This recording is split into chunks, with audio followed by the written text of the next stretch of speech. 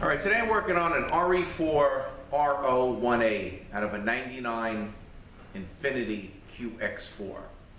And the problem with this is the high clutch is wiped out. It's no good. So when the customer first came in, and speaking to the customer, he said he had the transmission done, maybe two and a half years ago.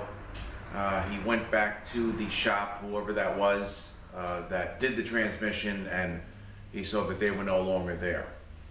So he recommended from a place that he stopped in to come here. So that's how he ended up here. So I'm talking to him. He says when you drive it, there's an issue with, he believes it's third gear, so we get in the car, go for a ride, and of course when it hits third gear, there's nothing there. It just runs away. So first and second only, that's really about it. So third gear burning out on this is a fairly common issue, working on these transmissions for years. And it's due to mainly poor line rise. And what I want to do is just make a quick video on two of the main reasons why I see these burn out. It is due to line rise. So I just wanted to go over that with you. So if you ever work on these, and I decided to make this because I actually do get quite a few questions in on this particular transmission.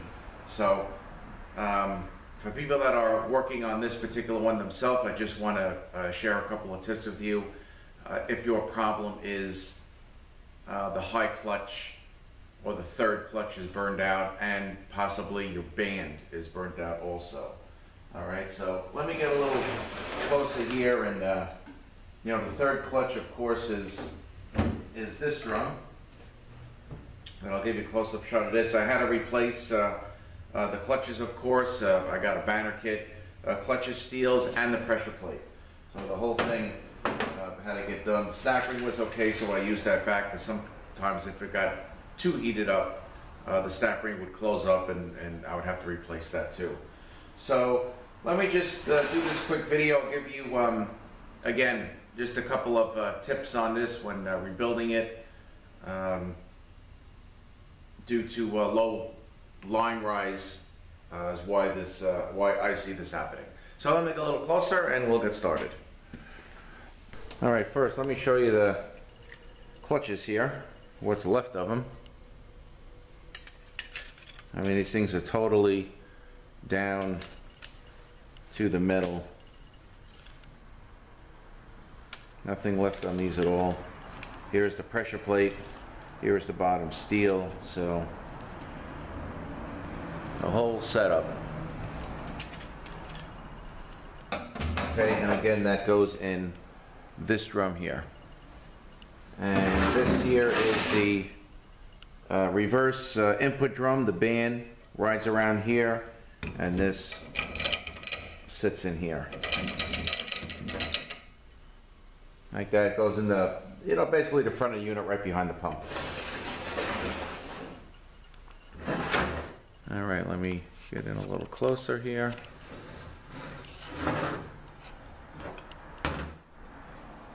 Okay. So one of the main things I see here with the pump is this pivot, or this actuator gets stuck. And it usually gets stuck in the low pressure position. So what's going on here?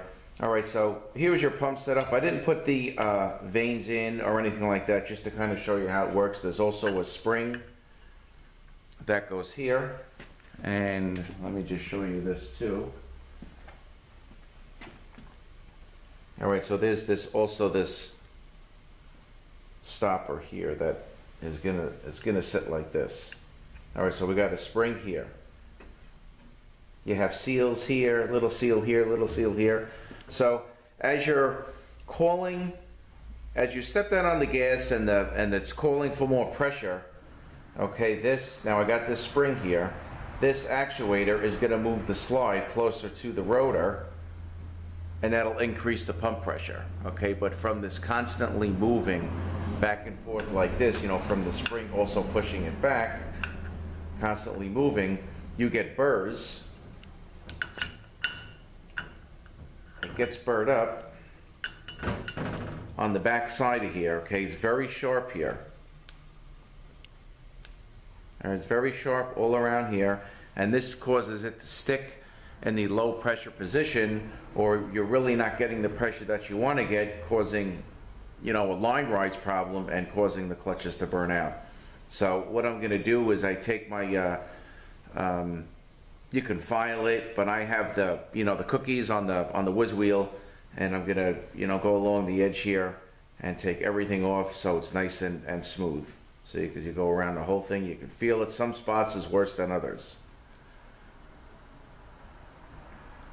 All right, so that is one reason why those clutches are going to burn out. And again, you know, as it calls, it constantly moves like this and burrs it up. Okay, the second thing, and also these are, I wanted to show you this here. Here is the pump bushing, the old pump bushing that I had pressed out. I always change these. Here is the new pump bushing, fairly thick, that's going to be pressed in. All right, one thing that I really don't use on these transmissions, all right, if you can see these solenoids here, these are not OE solenoids, they are aftermarket solenoids. So I believe this could be another reason why. I honestly don't know much about these, and I've never used them, and I honestly rarely see them installed on one of these transmissions, because the OE ones are really not that expensive. I do not have them yet. I'm going to be getting them today. They are on order. The only thing that I received is my lockup solenoid, which, as you can see, is OE. But the price difference from these to OE solenoids, I mean, it really can't be that much difference. Maybe $50 or $60. So I think this is another reason why this transmission really didn't last more than a couple of years between that, which is fairly sharp. Again, I don't know who did this. I don't know the builder, if it, you know, what kind of job was done. But I really would never use these aftermarket solenoids. A lot of the stuff that I've tried or used, honestly, didn't really have much luck with. From solenoids to pressure switches, just really didn't have the best luck with it. So these I have coming. You know, it is regular stock. But I think this is another reason. This is the pressure solenoid here, and of course that also controls line rise as well. And in my opinion, this could be another reason why this had burned out, the third clutch, due to, you know, poor line rise. So I just wanted to share those couple of things with you. I would certainly go in the future, if you do these, definitely go OE on these solenoids.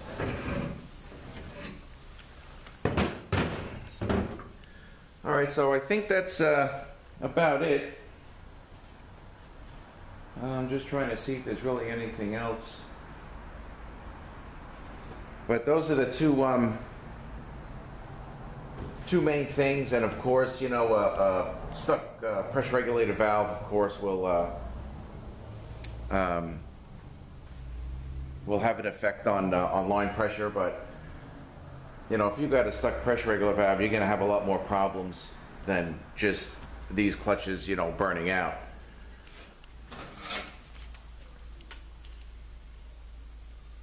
But I'm talking about, you know, line rise when the transmission is calling for pressure.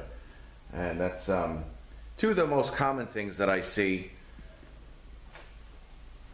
of why that third clutch will burn out. This very common here with the pump, and I always change the solenoids on these Nissan units on the RE4RO1A. Alright, so I guess that's about it for this unit. I thank you guys for watching this, I guess, basically quick tip video. Have a great day, and we'll see you next one. Alright, so what I want to do here is take the edge off, and I have my little cookie here. So I'll just go along it.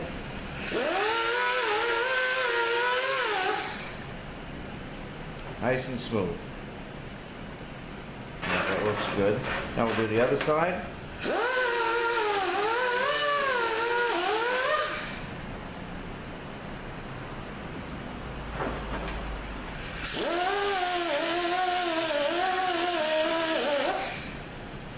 Okay.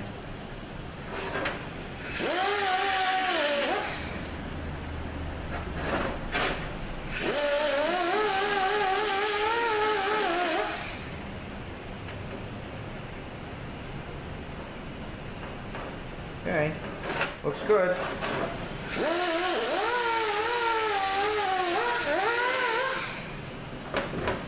All right, so the edge is off. This is nice and smooth now. No edge at all. And I can go ahead and start putting this pump together. All right, guys, so once again, in 1999, I believe it is, Nissan QX4. And the transmission is the RE4RO1A, and we're dealing with the high clutch or direct clutch burnout. I mean, there's nothing left. So those are the two main issues I see basically with line rise problems, the actuator in the pump and also the pressure control solenoid. If you are overhauling one of these, I would definitely change the solenoids on every overhaul, but I would not, of course, use the aftermarket ones. Alright, so thanks for watching this quick tip video. Have a great day, and we'll see you next one. Alright, so I never had a chance to finish up this transmission, because remember I was waiting for the solenoid pack. It was so busy, I didn't even have time to work on it. So now, the solenoid pack is here, so I can show you guys, and I want to show you a little something also with this valve body. First of all, there is the OE solenoid pack for this car. Alright, that's the part number. These are the shift solenoids. The pressure solenoid is here, compared to the aftermarket ones, which I honestly would never use. And my lockup solenoid, also OE. Okay, so I have this valve body open. Everything's all nice and clean. There were some valves stuck because remember these clutches were wiped out down to nothing more than likely due to no line rise. So I got all the valves nice and free. And one thing I did want to share with you, if you guys out there open up this valve body to clean it and go through it, there's a couple of roll pins right here. Okay, and this, you got one here and you got one here. All right, so pretty much we have a valve and spring here. We have a bore plug here to keep the valves where they should be, and then another valve and spring in this section. All right, so if you take these out, you mark where the check balls go, you turn this thing upside down to drain it. You may or may not hear something hit the bench, but I just wanted to show you that how easy these pins come out.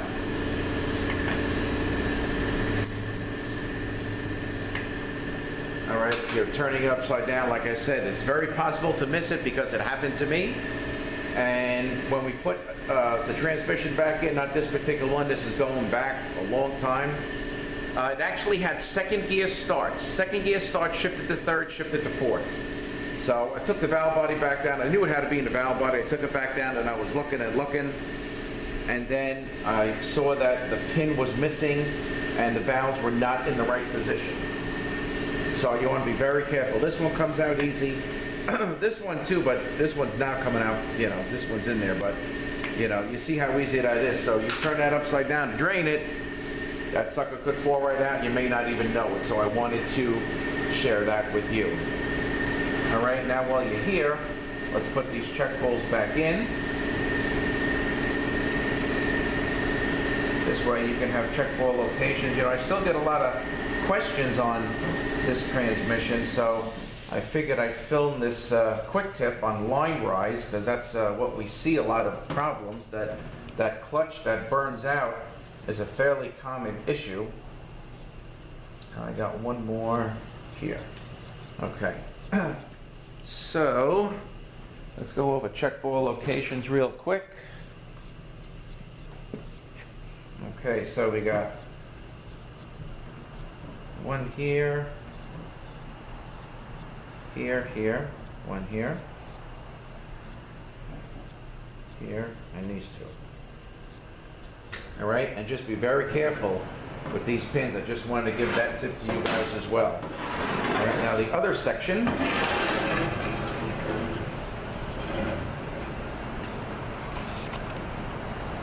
Okay. Other section, you have a spring and valve, like this little orifice here. Okay, and that is going to go right here. Okay, you have a filter, a little filter, and that goes here, this way. All right, and then you have another filter, which is going to go just like that. All right, so while I had it apart, I just wanted to give you a couple of those quick tips on the valve body. And the most important thing, of course, is this. That comes out very easy, so you want to be careful of that. And again, OE solenoid pack. All right, so I guess that's about it. 99 Infinity QX4 RE4RO1A. So we did a couple of quick tips on why there is no line rise and what to do to fix that. And that would be to clear all the burrs off of that actuator. And, you know, I'd go with an OE solenoid pack because the pressure control solenoid could be a problem also, but I would always change the solenoid pack, let's put it that way as well, and go with OE. And some tips on the valve body here as far as these roll pins, check Boyle Locations, and such. All right, so I thank you guys for watching. Have a great day, and we will see you next one.